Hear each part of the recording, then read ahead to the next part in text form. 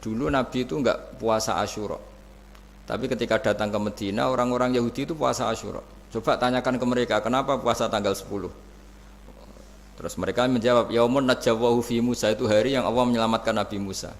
Terus fa'amara bisyami, kemudian Nabi menyuruh sahabat puasa. Artinya dulu itu segampang itu hidup, itu sesuatu yang baik apa ya sudah ditiru. Meskipun kita tahu Nabi itu tentu mustaqil bil istihad, Nabi itu orang yang mandiri. Tapi memberi percontohan kita betapa gampangnya kita seperti itu. Dulu ada seorang Yahudiyah meminta sama Sayyidah Aisyah dan dikasih. Ketika dikasih dia mendoakan semoga kamu Aisyah selamat dari siksa kubur. Zaman itu Sayyidah Aisyah itu belum tahu tentang siksa kubur sehingga beliau engkar, enggak percaya. Tapi setelah Rasulullah datang dan diceritanin Nabi, oh iya siksa kubur itu ada. Dan semenjak itu Nabi selalu isti'adah minta perlindungan dari siksa kubur. Jadi dulu di komunitas-komunitas beda agama sesuatu yang benar ya dibenarkan. Makanya kaidah umum dalam interaksi antar agama itu la tusaddiquhum wa la tukadzibuhum, ya kamu jangan bilang iya, jangan-jangan enggak, ya jangan bilang tidak, jangan-jangan iya. Jadi aturan ilmunya jelas la tusaddiquhum wa la tukadzibuhum. Ya artinya sesuai referensi ilmu lah kira-kira begitu.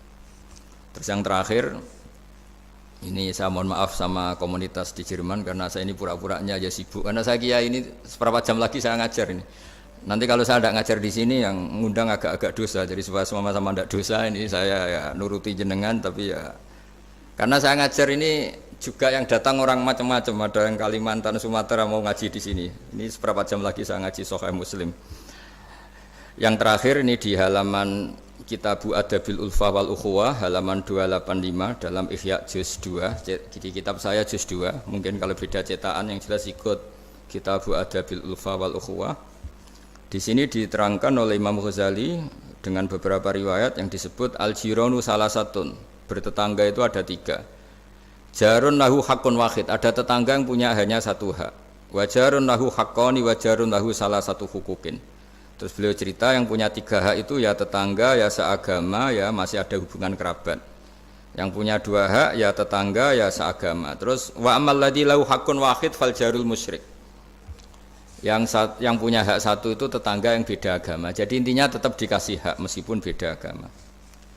Sampai diantaranya disebutkan juga di halaman 287. Imam Ghazali ngendikan beliau berfatwa dan beliau bercerita rawahu Umar bin Syu'aib an Nabi an Jaddih anin Nabi. Terus qala Mujahid kuntu inda Abdillah bin Umar wa ghulamun lahu yaslahu syatan faqala ya ghulam idza salakhta fabda bijarinal Yahudi.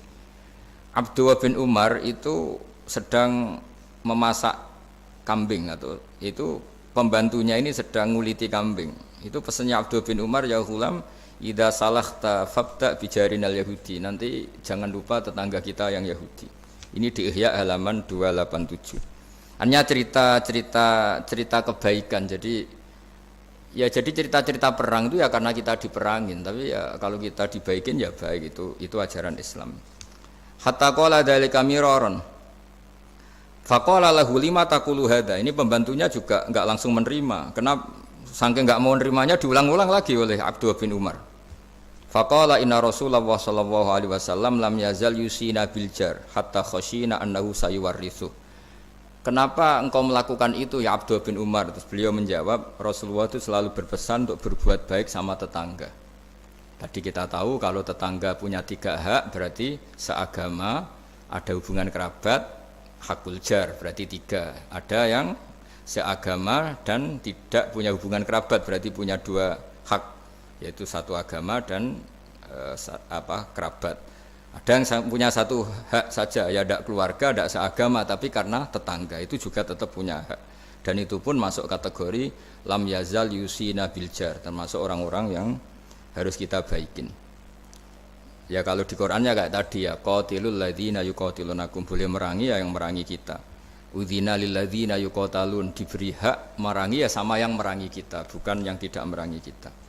Terus waqala Hisham Kanal Hasanu la yara ba'san antut imal jarul Yahudiyya wan Nasraniyya min udkhiyatik. Bahkan sebagian ulama di sini disebut Hasan Basri berpendapat Kalau berkorban, kalau punya tetangga Yahudi yang butuh nggak apa-apa dikasih dagingnya. Ini di halaman Ihya 287 juz 2. Jadi dari cerita-cerita itu dan referensi-referensi itu, teman-teman di Jerman nggak usah khawatir lah. Kalau kiai-kiai kayak kita itu berfatwa nggak boleh berkomunitas internasional nanti takut begini-begini, ndak lah. Kita bacanya ya sama seperti yang dibaca Profesor Kures, sama yang dibaca guru-guru kita.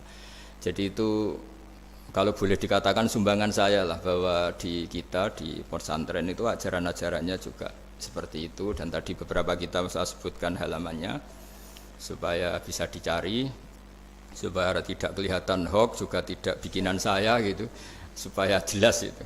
Dan saya mohon maaf karena nggak bisa ngikuti sampai selesai, tapi saya ngapresiasi, semoga jadi syawal yang baik, minal aidin wal faizin.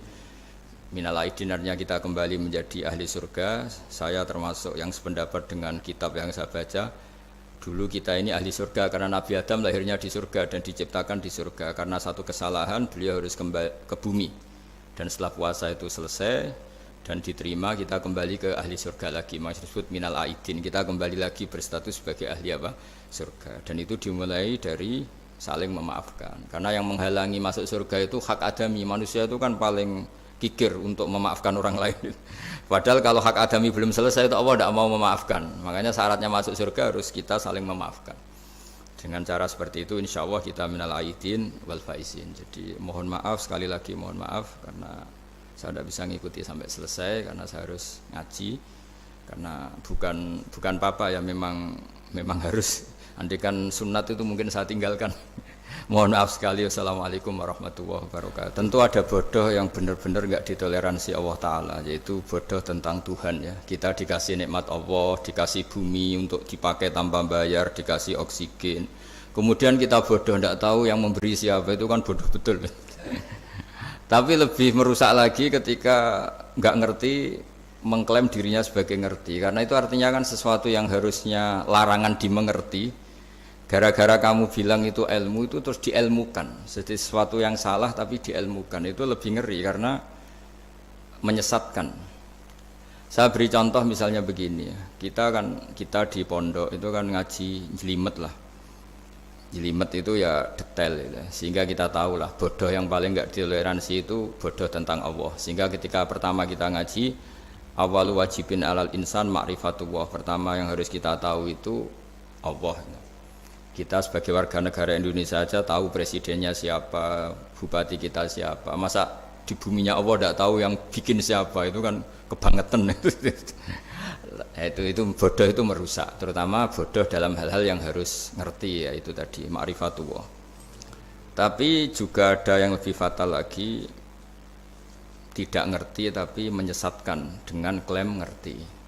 Itu yang umat Islam zaman Imam Ghazali itu selalu mengingatkan bahayanya filsafat yang menyesatkan. Misalnya teori tentang Tuhan. Tuhan itu logos terus begini itu jeluwimet. Sampai yang dengarkan aja nggak paham. Yang ngomong juga masih nggak paham, apalagi yang mendengarkan. Tapi itu kan mengkaburkan teori Tuhan yang sejelimet itu. Padahal Tuhan bisa ditemukan dengan cara yang mudah. Tuhan itu siapa? Ya, yang pokoknya yang menciptakan langit bumi itu namanya Tuhan. Tuhan itu siapa? Yang wujudnya paling awal itu namanya Tuhan.